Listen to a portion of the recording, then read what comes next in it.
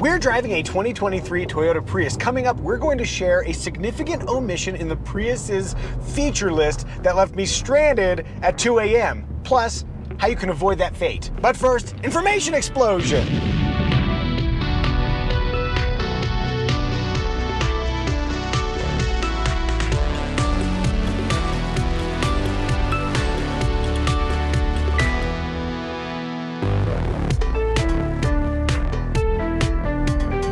You might have also noticed a significant omission in the Muzio family feature list. Our daughter's not with us. She's off on vacation with Nana and Papa, so it's just gonna be us two. Sorry. The Toyota Prius is all new for 2023. Let's begin with interior. How's this interior hitting you? It's super pragmatically laid out. You can put a really tall drink in here. You beat me. And still reach the controls. Secret storage here. Don't you dare tell our terrible dark secrets. The thing with the Prius has always been that they want it to look interesting, but they don't want to spend a lot of money on the interior materials. You still have the fairly inexpensive materials. And I know that because right up here, there's a bunch of scratches. We did not cause those. We always complain about shiny black plastic. Now we're gonna have to complain about fragile matte plastic. One material I do really like is this unique pattern here with the lighting. It adds a nice decorative touch. And in case you thought we forgot, there is indeed some shiny black plastic, and I'll point it out here because it's covered in dust and fingerprints. What's nice is it's not in a high touch zone, except right here. And right in this region right here. Okay, you're touching there? Oh. You know how arms work, right? No. Pretty generously sized center console here for a small car. Door handle storage, which we have dubbed the sauce pocket in honor of nug dunking. This one might be too deep and narrow. Gotta get a big sauce, baby. I'm a big man, I need a big sauce. Huh. Do you always travel with peri-peri sauce? Who doesn't? Do you always travel with peri-peri sauce? Tell us in the comments. Couple more thoughts. I wish there were rear vents for our daughter if she were here. This spot right here is a little bit firm as my knee leans against it. I wish that was padded. And then the item that jumped out to me the most when I first got into the Toyota Prius, the diameter of the steering wheel. It just felt like my hands are more close together than I would expect. How do you like sitting in that seat? They're more on the squishy side, so if your version of comfort is a little bit squishier, I think these are a nice fit. Yeah, I like them too because there's a little bit of support in the upper shoulder region here, which will hold me in place on these endless corners. Hey, look, old Prius. I've got good lumbar support over here in the driver's seat with the adjustable lumbar, and there's a real lack of pressure points, which is a Toyota strength. In the back seat, knee clearance for me, the ultimate average 5'10" American dude. I've got good knee clearance, good foot clearance. Headroom is tight. I've got this sexy long torso, and so my hair's just brushing up against the headliner in the outboard positions. When I move to the middle position, it gets even tighter, so I got to do it like cocked to the side. For cargo, we have 20.3 cubic feet in the version we're driving. If you go to the lower trims, it goes up by an extra 3.5 cubic feet. I really like that hatchback design for loading in cargo. It's very convenient. If you need more space, you got a 60-40 split rear seat. And then there is an underfloor area with all sorts of little like spots for you to stow stuff. Two negatives. One, it's just styrofoam like my G.I. Joes used to come in. And then two, you might notice something missing under there. Do you know what it is? That's a hint to the story I'll be telling later. Now, our daughter's not here, so she can't talk about how easy or hard it is to get into the vehicle, but I'll just tell you, it's a very low slung vehicle, so child ingress and egress shouldn't be a problem. What about installing the booster seat? It's very simple. There are plastic covers over the latch points. They are removable, which makes them easy to lose. I know this because one is missing from our press car. Before we got it, we didn't lose it. It was just lost already. Other than that, the booster install is super quick and easy. As for safety, neither the NHTSA nor IIHS have rated the latest generation Prius as of when we're making this video, but I do know that the 2022 model rated 5-star from the NHTSA, so I suspect this one's going to rate pretty well as well. And then in terms of active safety features, you've got lane keeping assist, automatic emergency braking with pedestrian detection, blind spot warning, 8 airbags, and full speed adaptive cruise control, all standard. Sweetie, what do we think? Is the Toyota Prius family friendly? Small family friendly. Yeah, small family friendly. Rear window test. All the way down. down. Yay, all the way down. Good job subbing in there. Armrest test. Driving in a comfortable 8 and 4. That is a very hard armrest. There's essentially no padding underneath this top layer. Outboard, it's a little bit squishier, but still a fairly hard armrest. I'm gonna go 55% outboard, 25% inboard. Hey, would you like to see more videos like this where we review cars as a family? I promise we do have a daughter, plus the occasional helicopter adventure. If you would, feel free to subscribe. Style! If you've never seen another one of our videos, it's so weird that we keep talking about our daughter. Yeah, I saw this crazy video about a Prius and they kept talking about how they had a kid, but there was no kid. And they even had a booster seat, no kid. Why have the booster seat if you don't have the kid? Doesn't make any sense. Real quick, you've heard us talk about Flying Eye sunglasses. Did you know you can get their ophthalmic line as straight up sunglasses? Let's say you like the style of the ophthalmic Luzons that I'm wearing right now, but you have perfect eyes like I do. You can just get sunglasses. That's what I'm doing. That's it. Click the link in the description below. Use the promo code Micah to save 10% on Flying Eyes. When I say Prius, you say style. Prius. Style. That's not a thing you normally would have done at any previous generation because the Prius isn't really known for being a stylish vehicle. Weird? Sure. Confusing? Yeah, maybe. Not good looking? Sure, obviously. This one, oh my gosh, most improved. In the 80s and the 90s, the coolest cars look like a wedge from the side. The Lotus Esprit or my old Geostorm. Cool cars. Cool salads, too. I still love you. Okay. I love it. It's a really nice balance between a sporty design and a futuristic design. The curving lines along the side and then the very crisp line across the front where the headlights are, it looks so good. There's a body line that extends up through the rocker panel and then visually connects as the cut line for the rear bumper. You gotta have a cut line for the bumper, so may as well make it like a stylistic element. And also the reason I think it looks so interesting is because they went bold with the windshield angle. Overall, we like the look of the Toyota Prius. What do you think? Do you like the Toyota Prius? If so, tell us in the comments. Onward to In Motion. Let's talk about ride quality, which I think is really quite good. On the commute home, there's some real chattery pavement on the freeway, and I think the Prius does an excellent job absorbing those road imperfections. If I had a complaint, it would be that road noise feels a little bit high. I kept doing that thing where I was notching up the music volume to account for it. The other massive improvement with this generation Prius is power. I mean, they got like a couple of seconds off of the 0 to 60 time. That has a wide range of benefits. Off the line, when you're merging on the freeway, when you're overtaking traffic, all of that stuff is so much more confident in this Prius than any other Prius I've driven. Also, you have less of that endless droning quality you had with previous Prii. God, that's hard to say. With the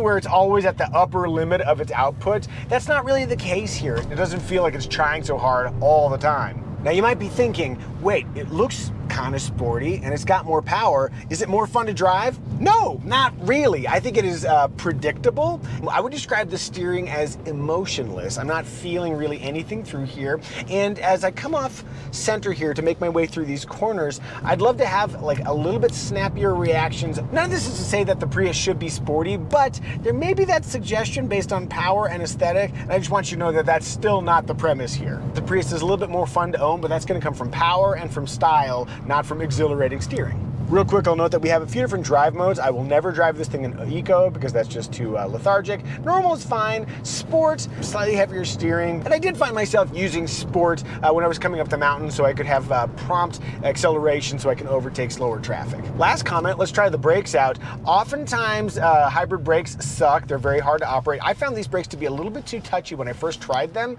but after a little bit of adaptation, smooth stop. All right, that's what I think. But what does Sweetie think?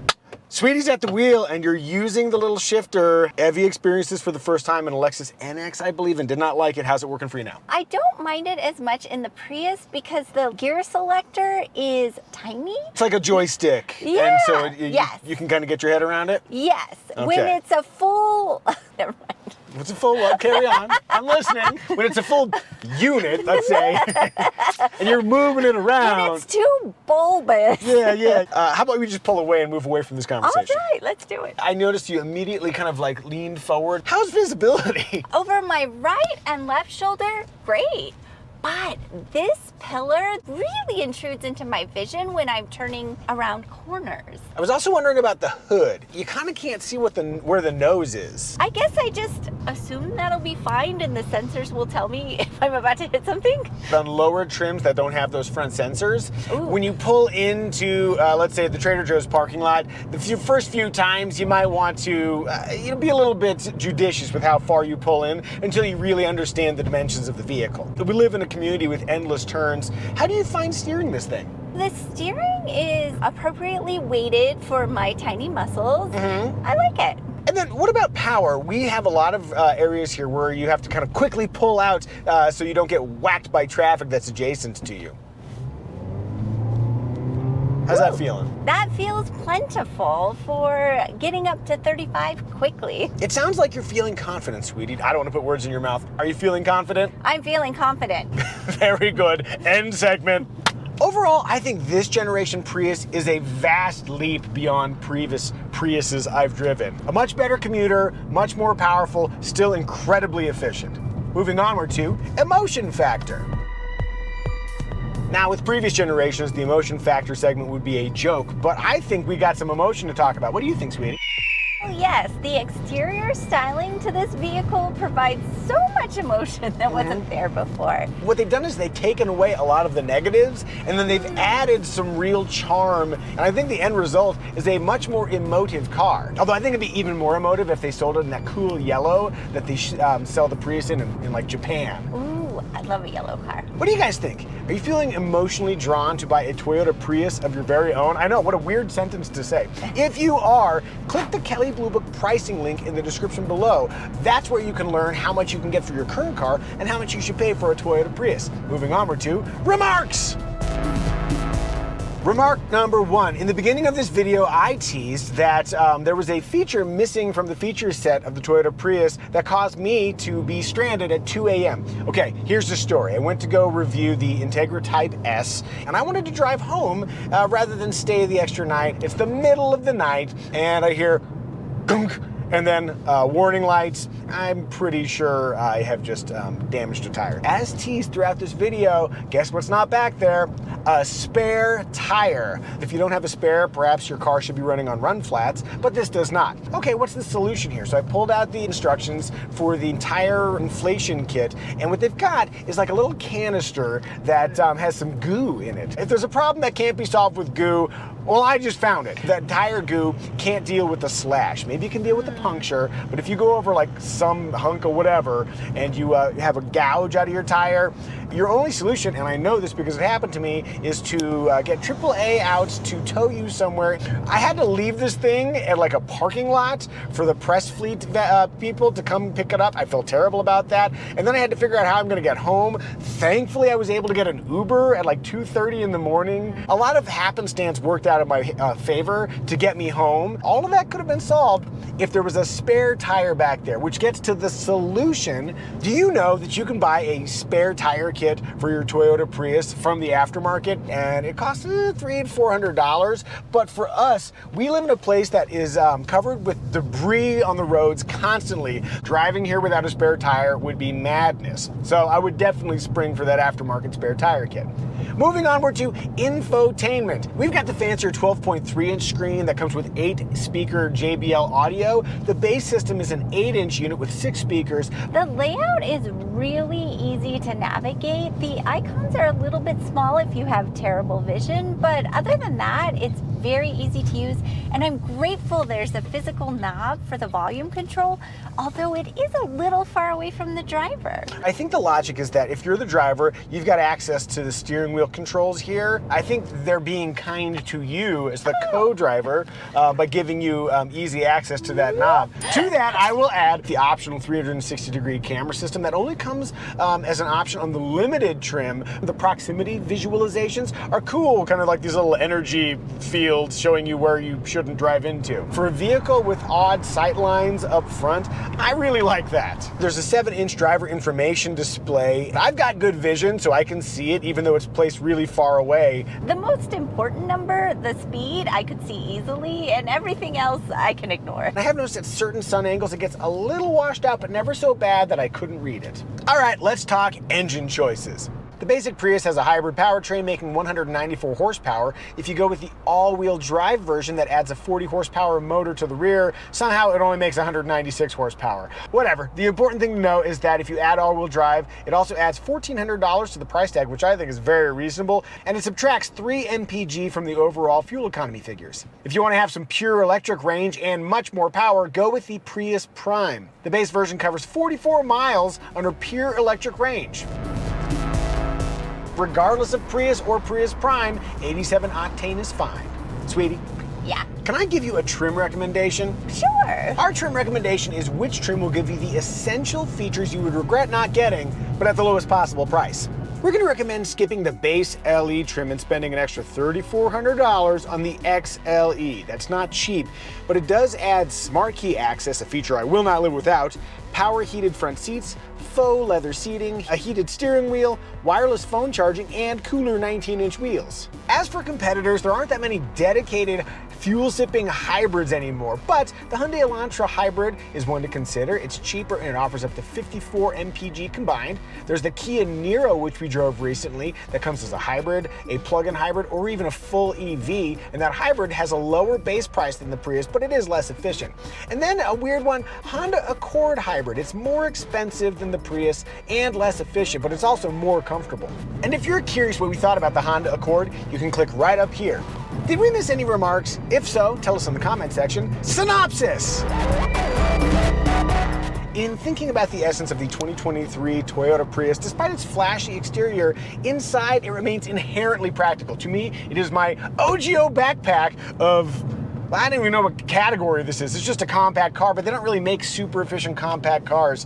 Whatever it is, it looks cool, but it's still very, very efficient. Family, and by that I mean just you, I think we've done a good job reviewing the Toyota Prius today. Honorary high five that will not be returned to me in the backseat for my daughter who's not here on this one. I swear she does exist. High five for you and you. Come get your high five. Bam!